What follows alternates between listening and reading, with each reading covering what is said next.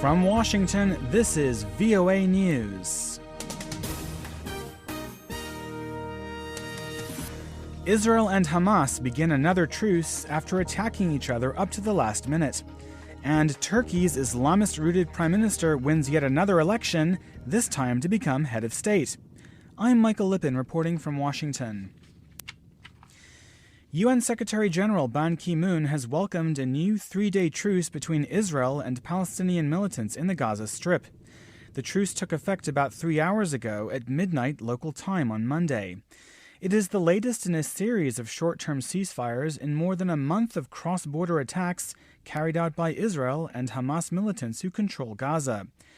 Mr. Ban said he hopes the new truce will give both sides another chance to reach a durable ceasefire that addresses their underlying grievances. If quiet prevails in the coming hours, Israeli and Palestinian negotiators are expected to renew talks in Cairo with Egyptian truce mediators. Now, Gaza militants fired a barrage of rockets into Israel in the hour before the truce began, with one missile landing in an open area near Tel Aviv. In another incident just before the truce, the Israeli military said it killed a Hamas militant involved in trying to dig terror tunnels from Gaza into Israel. Earlier Sunday, Gaza militants also attacked a border crossing that Israel uses to deliver humanitarian supplies to Palestinians in the territory. The attack prompted Israel to shut the crossing and accuse the militants of denying aid to their own people. Hamas has demanded that Israel and Egypt end tight restrictions on the passage of goods and people into and from Gaza. Turkish Prime Minister Recep Tayyip Erdogan has won his country's first direct election for president. With almost all of the votes counted, authorities said he got 52% of the vote on Sunday, avoiding the need for a runoff and extending his decade-long domination of Turkish politics. Dorian Jones has more from Istanbul. In Istanbul, supporters of Prime Minister Recep Tayyip Erdogan started celebrating his presidential victory ahead of the official declaration. Speaking in Istanbul's tough working-class Kasımpaşa neighbourhood where he grew up, Mr. Erdogan described his victory as an important step for the country.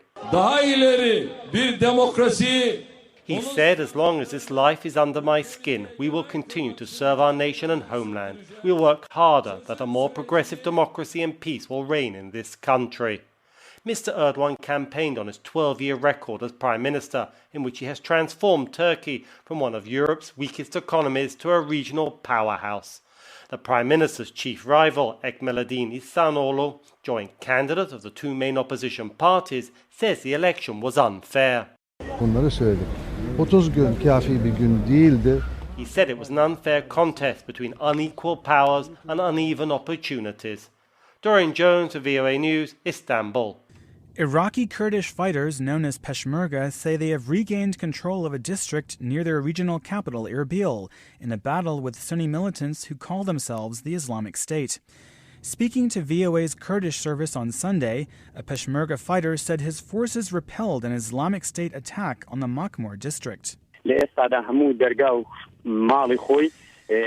said residents were going back to their homes and predicted that everyone who fled will return. The Kurdish fighter said the fighting in Makmur has ended and moved far away from the area. Now, U.S. President Barack Obama has ordered a series of U.S. airstrikes against the Islamic State group in recent days. The militants had threatened to advance on Erbil, the headquarters of an autonomous Iraqi Kurdish government that is a close ally of the United States.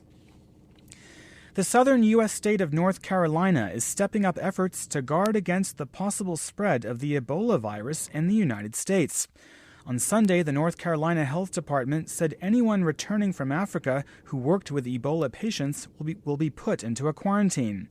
2 missionaries from North Carolina-based aid organizations recently contracted the virus while working at a clinic in Liberia with infected patients. The missionaries are being treated at a hospital in another southern U.S. state, Georgia. The current Ebola outbreak in West Africa is spreading at such a fast rate, experts think it will infect more people than all previous outbreaks combined. That's the latest world news from VOA.